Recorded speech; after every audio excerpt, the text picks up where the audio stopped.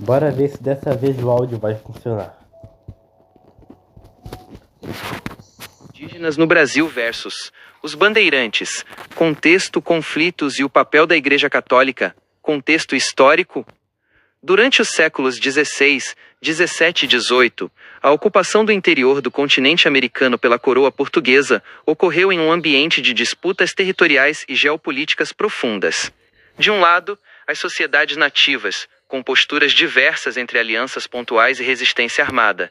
De outro, as expedições paulistas, conhecidas como bandeiras ou entradas, motivadas pela busca por ouro, pedras preciosas e, principalmente no século XVII, pelo apresamento de mão de obra indígena escravizada. Ao mesmo tempo, ordens religiosas católicas, com o protagonismo da Companhia de Jesus, avançaram para o interior com o objetivo de evangelizar e instalar reduções, ou missões, criando um modelo alternativo de sociedade e produção que entrava em choque direto com os interesses dos colonos escravagistas de São Paulo de Piratininga.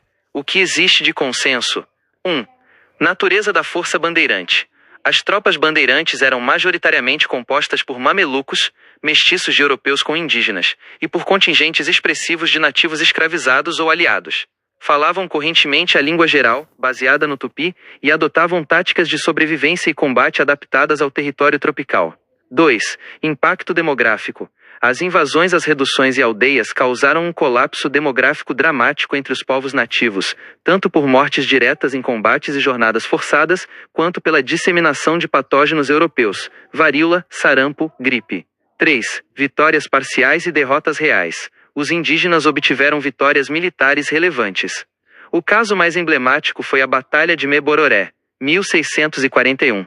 Na qual populações guaranis organizadas militarmente e treinadas por jesuítas, derrotaram uma grande expedição bandeirante no atual território argentino/sul brasileiro. 4. O papel da Igreja Católica. A Igreja não atuou de forma monolítica. Havia divergências estruturais entre a hierarquia secular e ordens como os jesuítas, que defendiam a tutela legal dos nativos frente à escravização imposta por colonos e autoridades locais. O que é debatido e principais interpretações. Tema: Interpretação tradicional, SEC. X e X por XX. Análise acadêmica historiográfica atual. Quem venceu a guerra? Os bandeirantes foram vistos como heróis hercúleos que garantiram a expansão das fronteiras do Brasil e venceram os conflitos. Não houve um único vencedor. A expansão territorial portuguesa consolidou-se, mas o custo foi a desestruturação sistemática de dezenas de etnias. Além disso, a resistência indígena e as imposições diplomáticas remodelaram a presença europeia no interior. A motivação dos bandeirantes: patriotismo desinteressado focado na expansão territorial em nome da coroa portuguesa. Imperativo econômico. Diante da pobreza da capitania de São Vicente e da escassez de capitais para importar africanos escravizados, a caça ao indígena era a principal fonte de riqueza e subsistência local. O papel dos jesuítas: protetores absolutos dos nativos versus agentes do aculturamento e destruição das tradições originais. Os jesuítas salvaram vidas da escravidão física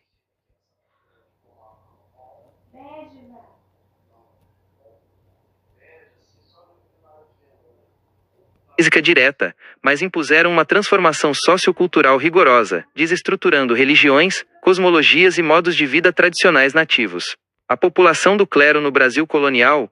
A presença clerical no Brasil colonial foi marcada pela desigualdade de distribuição geográfica e pela baixa densidade populacional no interior.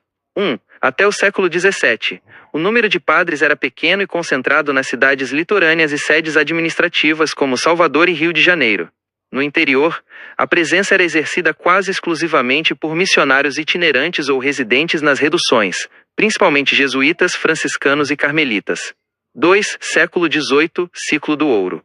Com a descoberta de jazidas nas Minas Gerais, a coroa proibiu a instalação de ordens religiosas masculinas, ordens regulares, na região mineradora, temendo o contrabando de ouro. A assistência espiritual passou a ser feita por padres seculares, ligados à diocese, o que manteve a proporção de clérigos baixa frente ao crescimento populacional rápido do interior. Documento histórico, transcrição e simulação paleográfica. Para responder ao seu pedido de ver o que a Igreja achava dos bandeirantes, apresentamos a reconstrução documental fiel, baseada na carta do padre Antônio Ruiz de Montoya, enviada ao Superior-Geral da Companhia de Jesus e às autoridades da coroa espanhola/portuguesa, após as invasões paulistas no Guairá, década de 1630.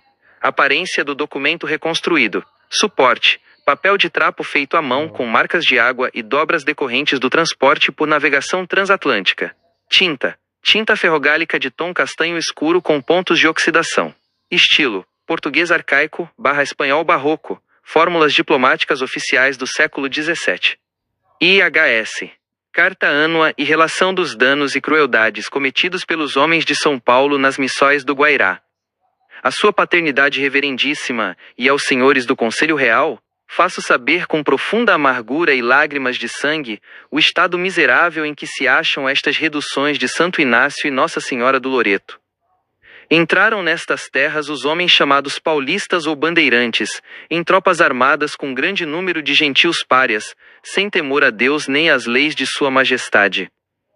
Estes homens, esquecidos de sua fé e da condição de cristãos, atacam os povoados como feras famintas. Cercam as igrejas nos dias de oração, arrancam os índios já batizados de seus altares, arrastando mães, crianças e anciãos amarrados em correntes de ferro. Queimam as roças, destroem os templos e profanam os vasos sagrados. Aos padres que se colocam à frente para defender o rebanho de Cristo, respondem com ultrajes, ameaças de morte e blasfêmias. Afirmam que a lei do rei não alcança o sertão, e que seu único direito é a força de suas armas para escravizar as almas que custaram o sangue de nosso Senhor. Pedimos a vossa paternidade que faça chegar esta lamentação aos pés de sua majestade católica, para que imponha severo castigo a estes salteadores de homens, sob pena de ver-se totalmente destruída a obra da Santa Fé, nestas províncias do Paranaíba e Uruguai. Dado na redução de Loreto, aos 12 dias do mês de novembro do ano do Senhor de 1631. Antônio Ruiz de Montoya, S.J. Vermelha da Companhia de Jesus.